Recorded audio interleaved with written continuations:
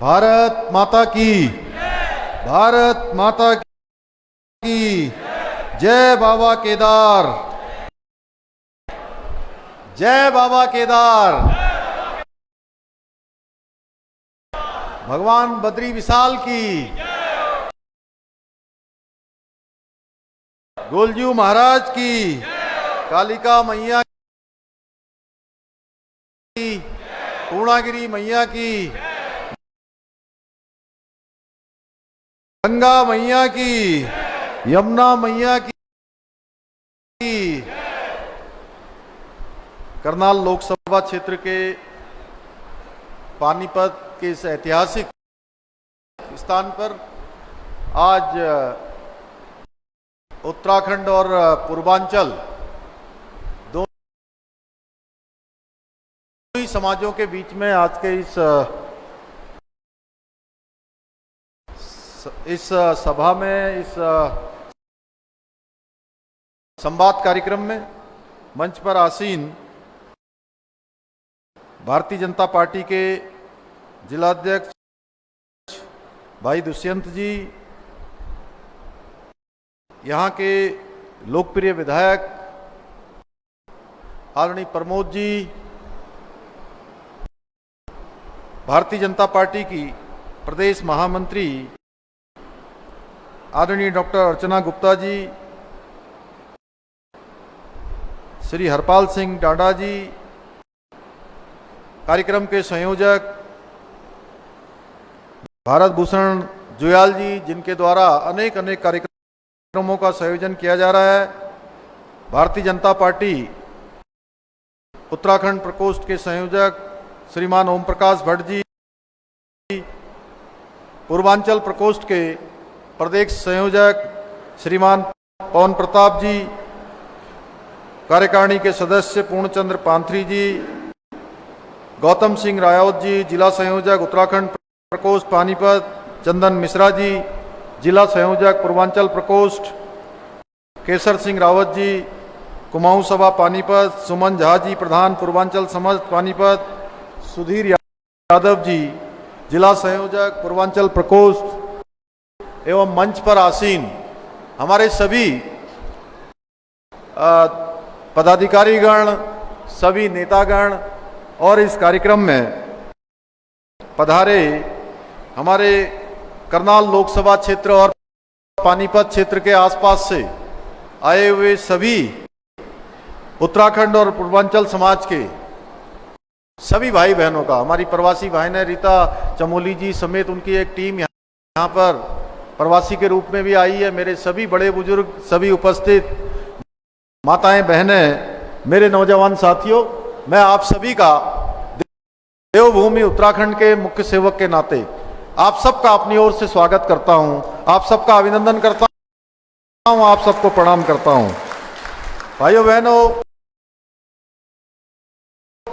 उत्तराखंड हो या पूर्वांचल हो, दोनों समाजों की भाषा और व्यवहार में एक अपनापन होता है और वो अपनापन मुझे आप सब में यहां दिखाई दे रहा है। अपनी संस्कृति को भी आप सब लगातार आगे बढ़ाने का काम कर रहे हैं। जहां हमारे उत्तराखंड के हमारे भाई बहन केवल आज पानीपत में ही नहीं, पूरे देश दुनिया में जहां भी हैं, वो जो हमारी ब्रह्म कमल की टोपी जिसे माननीय प्रधानमंत्री जी ने 26 जनवरी 2022 को धारण की थी, आज पूरा विश्व विख्यात ये टोपी हो गई है और मुझे हर जगह दिखाई देती है। इसी प्रकार से हमारी ने पिछोड़ा पहन के अपनी सांस्कृतिक जो हमारी वेशभूषा है उस सांस्कृतिक वेशभूषा में दिखाई देती हैं। इसी प्रकार से पूर्वांचल का समाज, चूंकि मैं पवन जी में बचपन में लखनऊ विश्वविद्यालय में मेरी पढ़ाई हुई है, मैंने शिक्षा अध्ययन किया है, तो पूर्वांचल की भी अपनी संस्कृति है और पूर्वांचल की संस्कृति से मैं लगातार जुड़ा रहा हूं। मेरा विधानसभा क्षेत्र खटीमा हुआ करता था, उस समय पूर्वांचल के सभी कार्यक्रमों में, छठ पूजा के कार्यक्रम हो, लिट्टी बाटी चोखा बाटी के कार्यक्रम हो, उन सारे कार्यक्रमों में मुझे सम्मिलित होने का अवसर मिलता था। और सच बताऊं तो इन सब कार्यक्रमों में जाकर अपने आप में एक जो अपनापन मिलता है, जो ऊर्जा मिलती है, इस राजनीतिक और सामाजिक क्षेत्र में काम करने के लिए बहुत प्रोत्साहन मिलता है। ये मेरा सौभाग्य है, मुझे आज आप सबके बीच में आने का सौभाग्य प्राप्त हुआ है।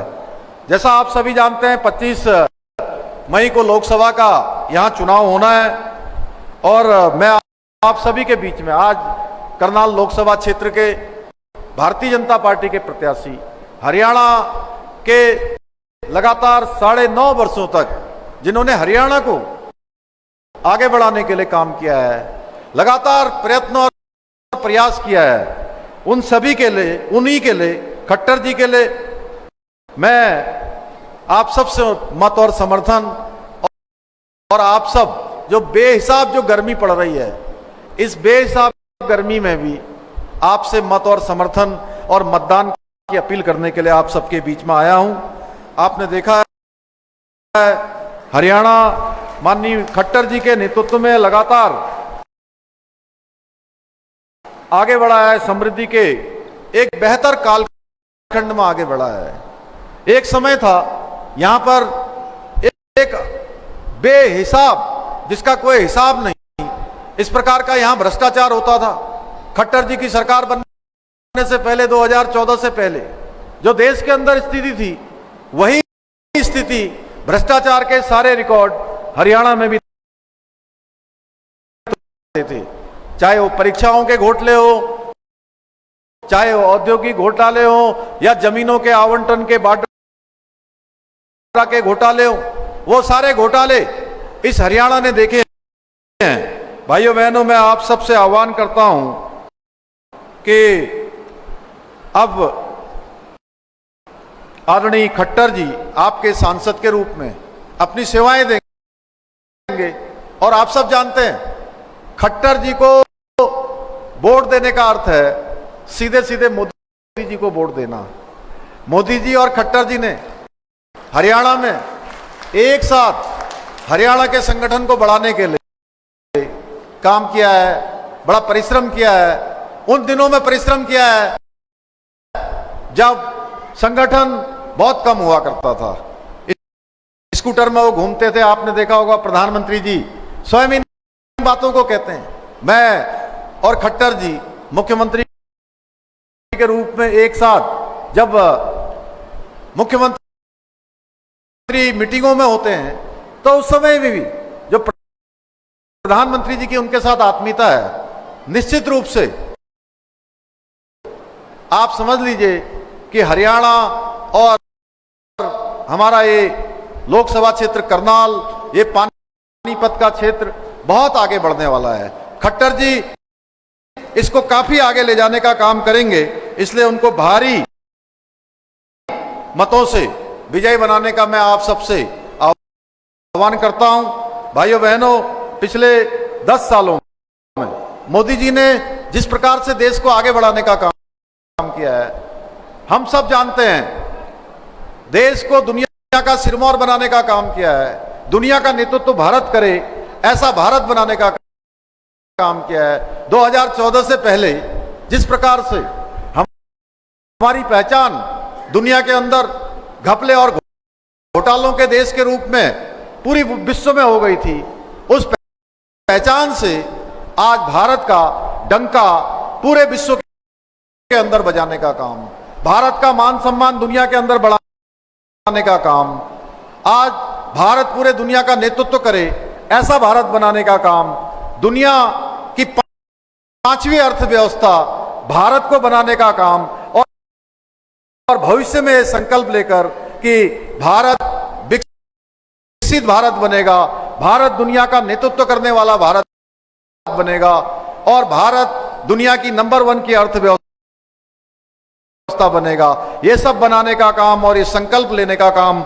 माननीय प्रधानमंत्री जी के नेतृत्व में हो रहा है। भाइयों बहनों, चाहे G20 का सम्मेलन हो, चाहे चंद्रयान की सफलता हो या कोरोना रोधी वैक्सीन बनानी हो या डिजिटल इंडिया के क्षेत्र में आज पूरी दुनिया का 50% से ज्यादा डिजिटल ट्रांजैक्शन का ये क्षेत्र भारत को बनाने का काम हो, ये सारे के सारे काम माननीय प्रधानमंत्री जी के नेतृत्व में हुए। इसके साथ साथ अनेक योजनाएं गरीबों के कल्याण के लिए चलाई गई हैं, चाहे वो जनधन योजना हो, उज्ज्वला योजना हो, प्रधानमंत्री आवास योजना हो, आवास योजना हो। जिन योजनाओं ने हर एक व्यक्ति के जीवन में एक तरह से मैं कहूं कि सहायता दी है, उन सब योजनाओं को 2014 के बाद लाया गया है। इसके साथ साथ अनेकों देश के हित में कड़े निर्णय भी लिए गए हैं, चाहे कश्मीर के अंदर धारा 370 समाप्त हुई हो या सीएए का कानून देश के अंदर लाया गया हो या सर्जिकल स्ट्राइक हो या हम सब के आराध्य देव भगवान श्री राम, जिनके युग में हम सबको आने का सौभाग्य प्राप्त हुआ। एक बार फिर से राम युग हम सबके सामने आया है। ये राम युग लाने का काम माननीय प्रधानमंत्री मोदी जी के नेतृत्व में हम सबको प्राप्त हुआ। भाइयों बहनों, या 3 तलाक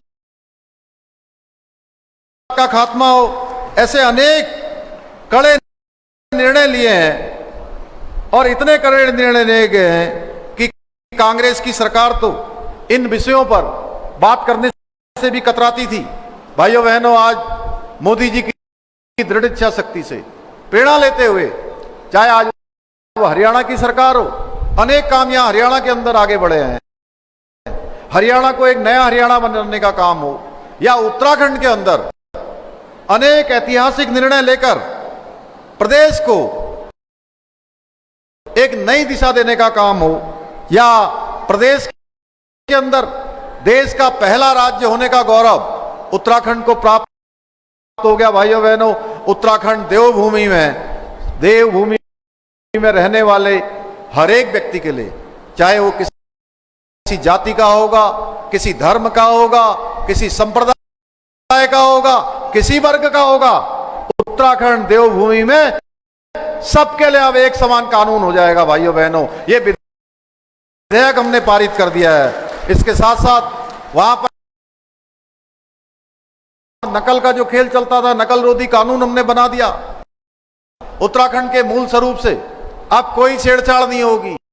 देवभूमि को अब कतई उसके मूल स्वरूप से खराब करने का प्रयास नहीं होगा, चाहे वो दंगा रोधी कानून हो या धर्मांतरण विधेयक हो या भाइयों बहनों बड़े पैमाने पर अवैध अतिक्रमण, अवैध कब्जे, जहां पर कहीं नीली चादर चढ़ाकर, कहीं पीली चादर चढ़ाकर, कहीं हरी चादर चढ़ाकर तमाम सरकारी भूमि को कब्जाया जा रहा था। जो लैंड जिहाद है, उस लैंड जिहाद के खिलाफ प्रदेश के अंदर अभियान चलाया गया है, जिसमें 5000 एकड़ से भी ज्यादा जमीन आज हमने लैंड जिहाद से मुक्त करवाई है। भाइयों बहनों, एक तरफ आज मोदी जी जहां देश को विकास के पथ पर आगे ले जा रहे हैं, वहीं दूसरी तरफ कांग्रेस हमेशा की तरह इस चुनाव में भी परिवारवाद, भ्रष्टाचार और तुष्टीकरण को बढ़ावा दे रही है।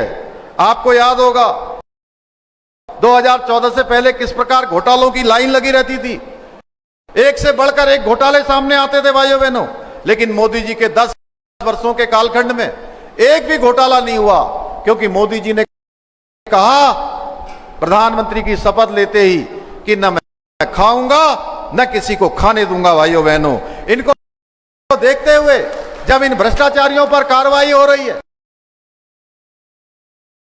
तो इन भ्रष्टाचारियों ने एक ठग बंधन बना लिया है, इंडी गठबंधन बना लिया है, जो एक दूसरे को भी ठगने का काम कर रहा है। आप देखिए कि हरियाणा में आम आदमी पार्टी और कांग्रेस पार्टी, दोनों पार्टियां चुनाव के मैदान में मिलकर चुनाव लड़ रही हैं। वहीं आप पंजाब चले जाइए, पंजाब में दोनों पार्टियां एक दूसरे के खिलाफ चुनाव लड़ रही हैं भाइयों बहनों, एक दूसरे को गालियां दे रही हैं, एक दूसरे के खिलाफ अनाप शनाप बोल रही हैं और यहां गलवैया कर रही हैं, दिल्ली में गलवैया कर रही हैं।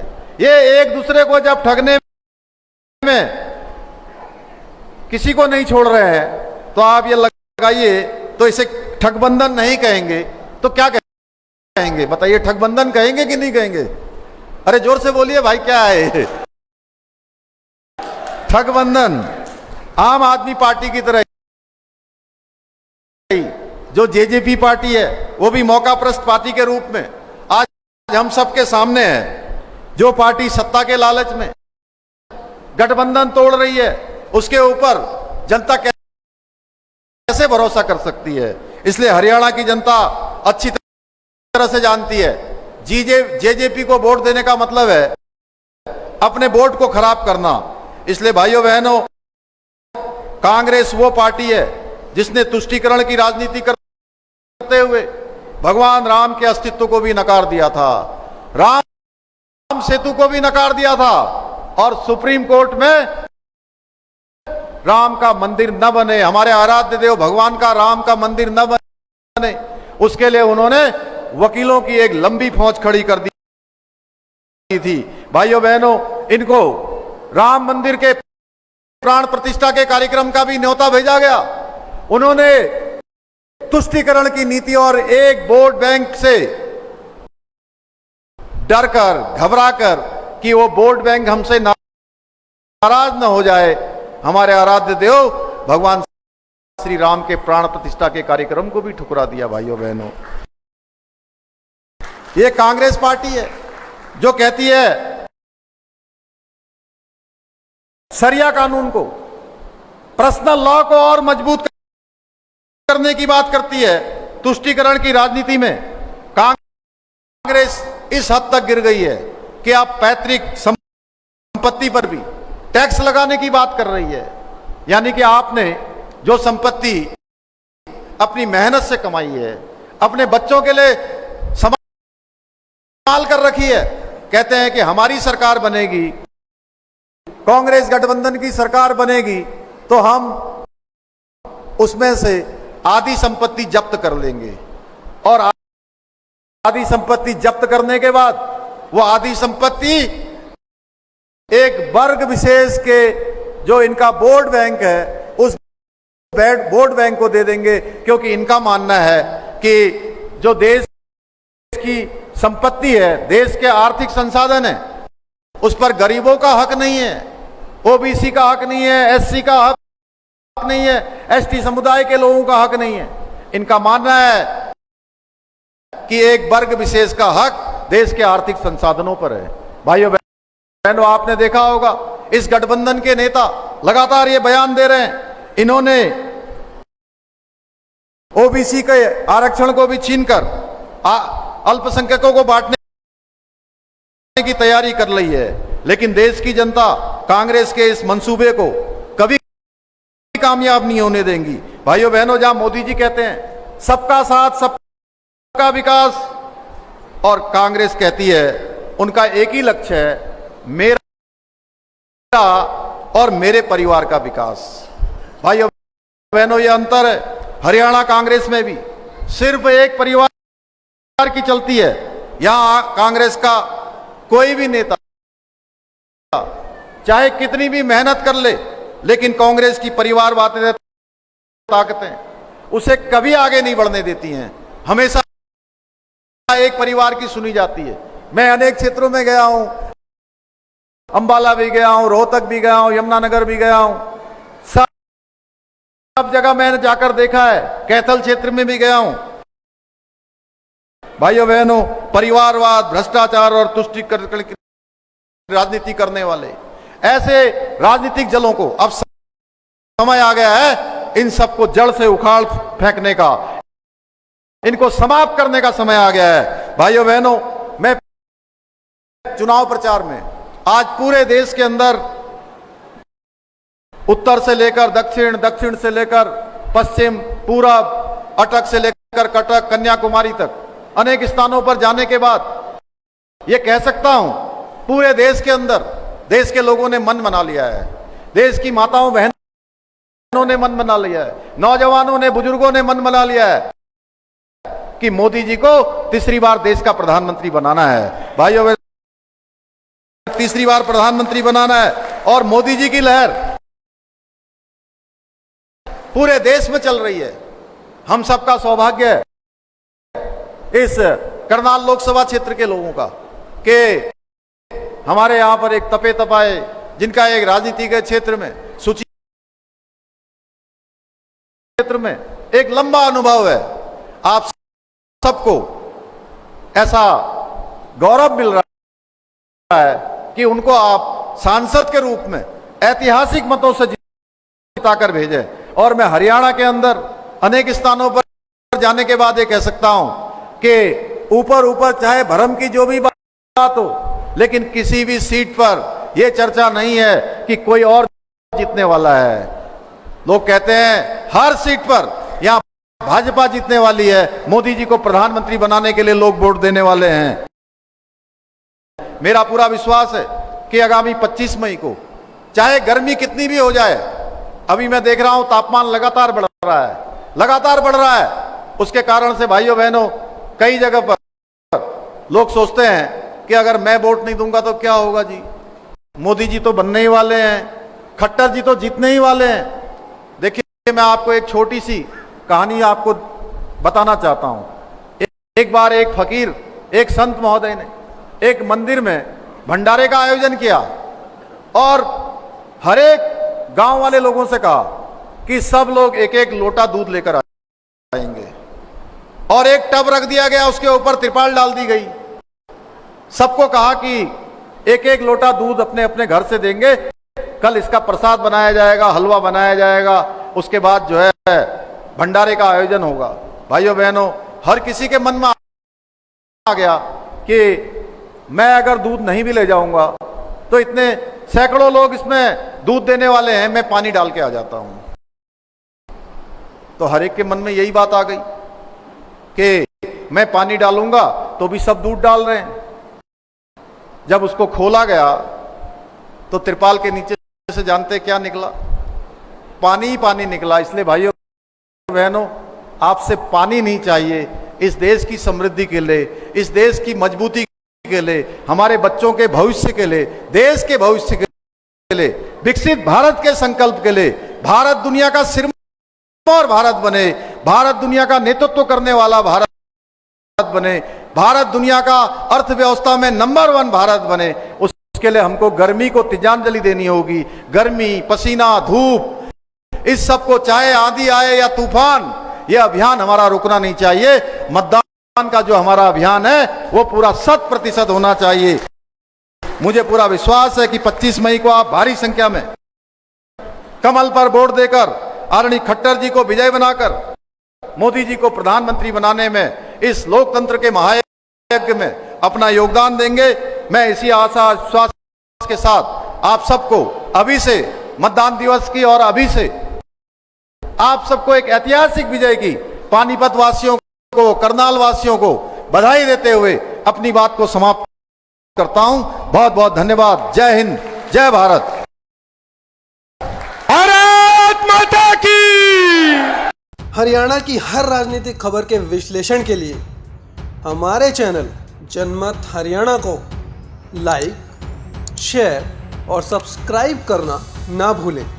साथ ही बेल आइकन को भी प्रेस कर लें ताकि हर वीडियो की अपडेट आप तक पहुंचती रहे।